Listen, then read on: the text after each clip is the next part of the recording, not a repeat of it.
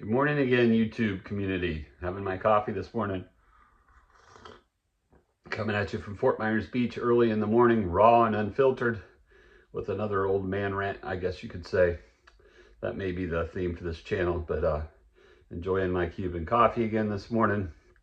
Last time we did this, I was talking about religion and Christianity. Today's going to be a different topic, one that might be surprised to hear from an old white dude like me. I mean, when I say old, relatively old, I'm in my mid-50s. Grew up in the 70s, 80s. We're going to talk about racial diversity and racism. We'll say systemic racism. For those of you that don't know, systemic means it's deeply ingrained into the culture, into society, into institutions. It's just kind of an undercurrent. If you don't understand the racist history of our country, then you should maybe look into the 1619 Project or rewatch Roots or whatever you got to do. Because, I mean, in my opinion, and this is a widely held view, not just by African Americans, but by also white people. And by the way, black and white aren't races, but that's another topic. But the fact remains that the country was built on the backs of slaves. Our forefathers, most of them were slave owners. If they didn't own them, they were totally okay with the institution, because written into our Constitution was the fact that black people in our country were only 3/5 of a person. 3/5 of a person. That means 2/5 of them, God knows what they are, animals. I mean, they were sold and auctioned like animals. That's why they called it chattel slavery, CHATTEL. Look it up. 3/5. So I don't know what the other 2/5 were, but they weren't full human beings like all us white people. That's how we started this melting pot called America, by bringing these Africans over here against their will and giving them 3/5 of personhood, human status, personhood.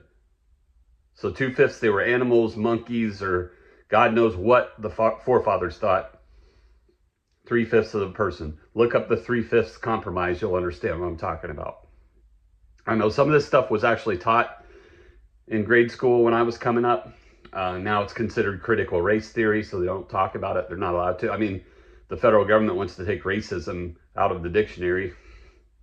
That's how systemic it is.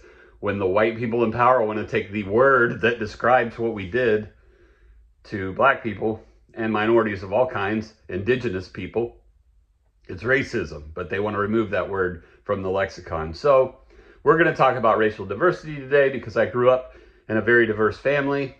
I mean, it's very diverse today, and it flipped in one generation, but we'll get there. But, you know, I grew up in a small town in Indiana. There weren't a lot of black people. My dad played sports in high school with a couple of gifted black athletes that he considered friends. Not close friends. All his buddies were white. Joe Schmitz, Pat McConnell, all the dudes that he grew up in the white Catholic school with were his high school running, pals that he ran with. And they lived in Tower Heights in Princeton, which was all white. Both of my sets of grandparents lived in the same white neighborhood in rural Indiana, a small town.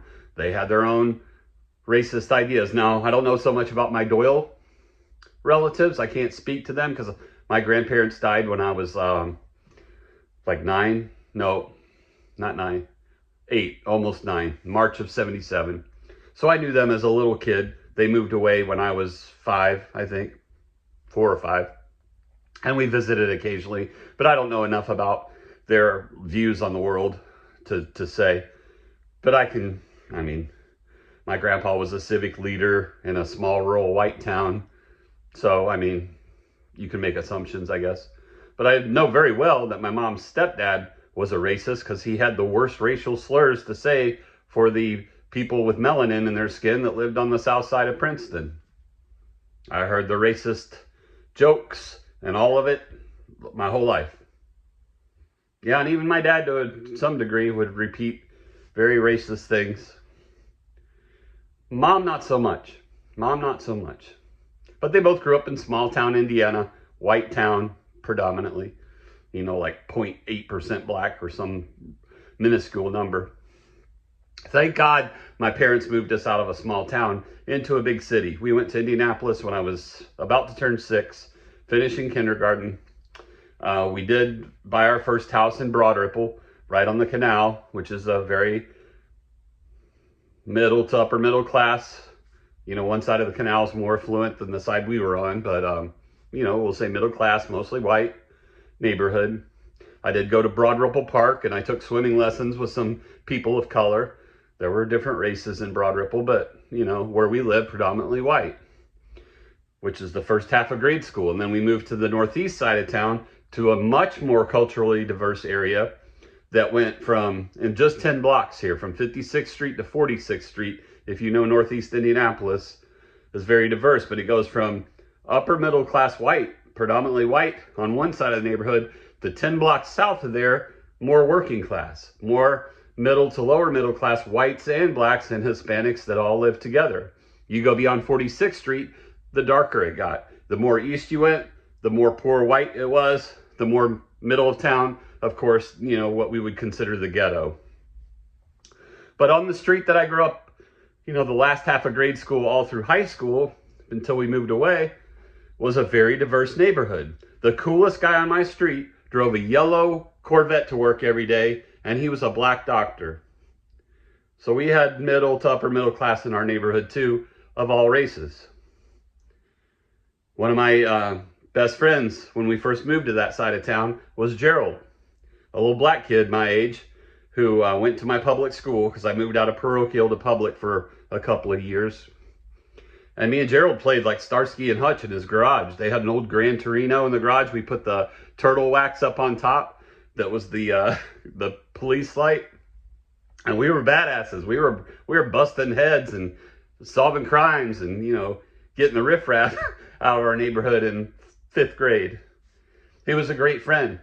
They were a nice middle-class family whose uncle, who was a Vietnam vet who was badly scarred. He was very deformed in his face, had white and black skin from the scarring. And he scared me a little bit because he mumbled to himself and just walked up and down the street. But they were those kind of people that took in their wounded, you know, probably PTSD-ridden Vietnam vet uncle. You know, because that's what they do in that culture. They take care of their own. Multi-generations will live in the same household. So I grew up around that, right? I had my white friends too. But Gerald and I, you know, until racism seeped in, were very close. And then I started seeing him different because of how I was raised. So around that time, like 1977-ish, I guess, or 79, when Roots came out, the original miniseries, I've seen both versions of Roots. That affected me profoundly because I had a head knowledge of slavery and racism and our past, our sordid past. But man, that brought it home as like it must have been 77, 78 time frame, because I think I was about 10 years old. I watched it with my mom. We sat in front of the TV. It was on ABC like for 5 or 7 nights. And we sat there glued to it like, oh my God, please get us to the end of the story where they get freed. Because, you know, in my mind, once Abraham Lincoln set them free and we fought the Civil War, they were good, right? There was the era of Reconstruction where they were landowners and blah, blah, blah. Yeah, that wasn't how the story ended, was it?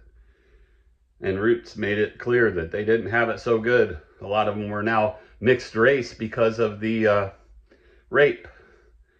And, you know, they were property. So, yeah, the women were taken advantage of. And then we had what were back then called mulattoes and quadroons. They don't really like to use those distinctions anymore, but it's what percentage black you were because maybe your slave owner was your daddy, your baby daddy. But anyhow, yeah, that was a rude awakening for me as a kid. And so I started really thinking about it. And my mom was very sensitive to this. My mom was sensitive to the issue of race. Dad, not as much. I didn't hear mom making racist jokes. The worst that mom did, because we shopped at a Kroger that was near 46th Street, so it was a very diverse client base.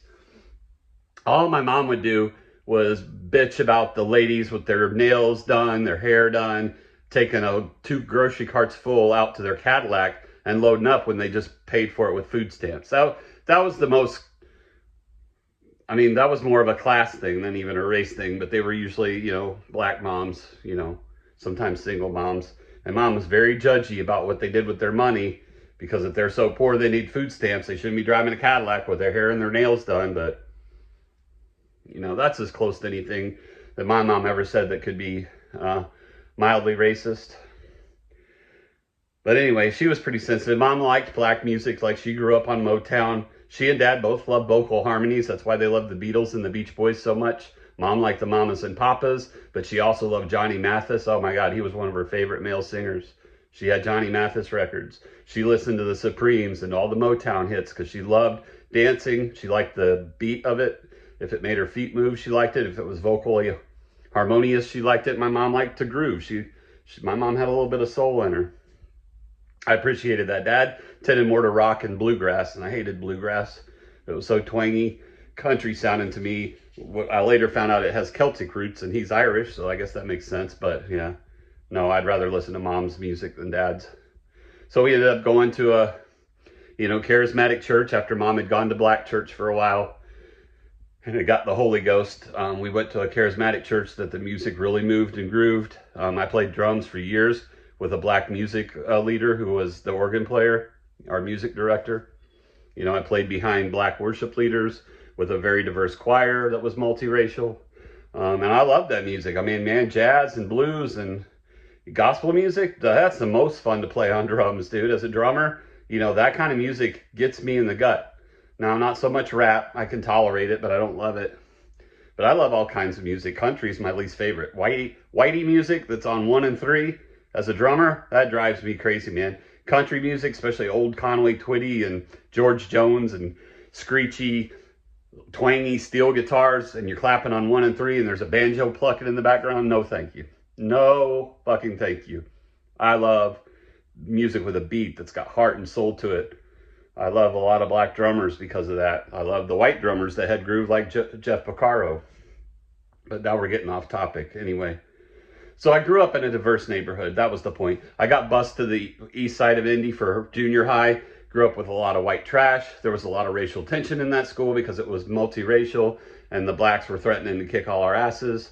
But I understand, because it was a stupid experiment. Busing and desegregation was a stupid experiment. Because I already went to a racially diverse public school in my neighborhood. Why bus me 30 minutes on a bus ride to the east side of town with a bunch of white trash that were, making racist comments to the black kids? I didn't like it, but I also didn't want to get my ass beat just because my skin was too white. But that's how I grew up. Very racially diverse neighborhood. And then, our family grew and became very diverse. We became racially diverse. We became gender identity diverse. And we flipped the script in one generation, which I'm very proud of. My nieces and nephews and everybody that felt comfortable coming out of the closet, loving who they love despite the color of their skin.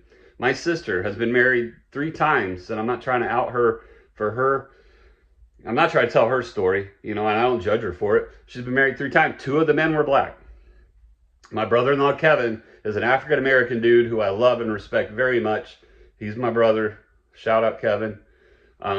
That's my sister, Heidi. I remember the first time that one of my sisters, I have 3 of them, my middle sister, Holly, in high school was interested in this black dude.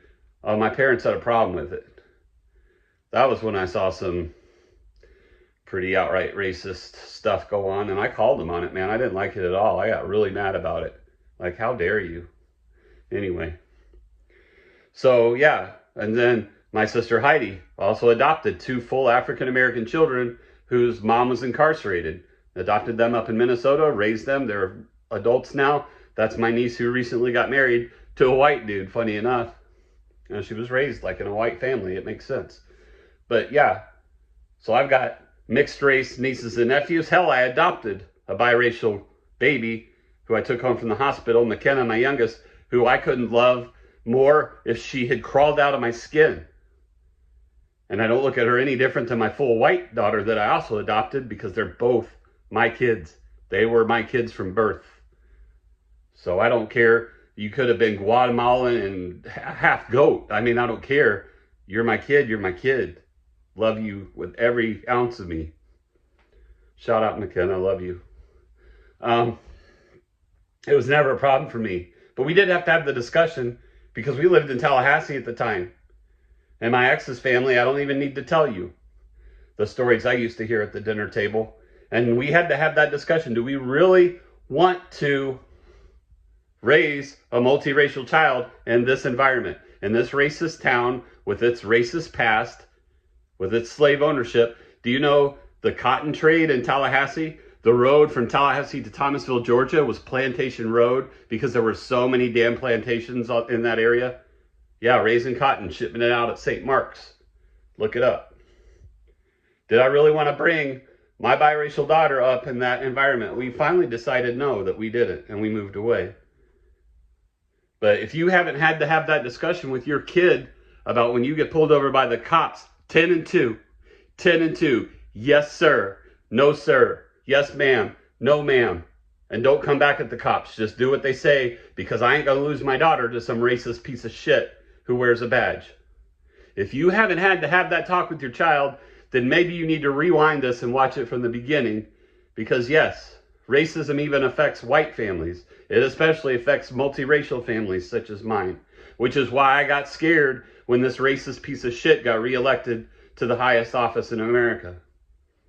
I don't want my friends deported. I don't want my family oppressed and have bigoted, idiotic ideas hurled at them. Look at all the people that got the racist text the minute that he won office. Yeah, the FBI opened a whole case on that.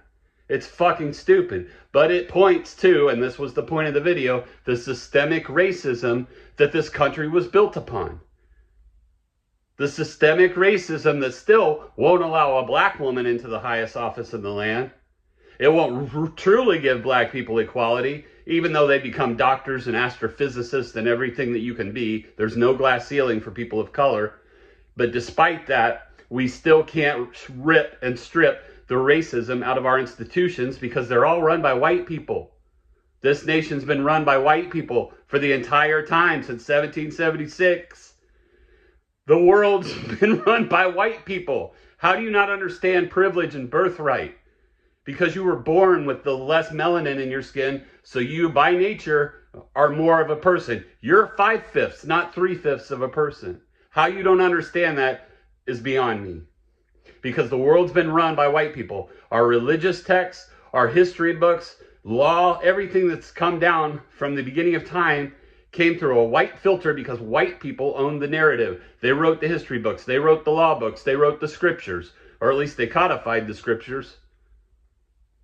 Come on, man. Don't be idiotic. Do your homework. Study critical race theory. It's not the boogeyman. It's not going to kill you. Ooh, and if you suffer some white guilt, it's not going to kill you. It's not going to be the end of you.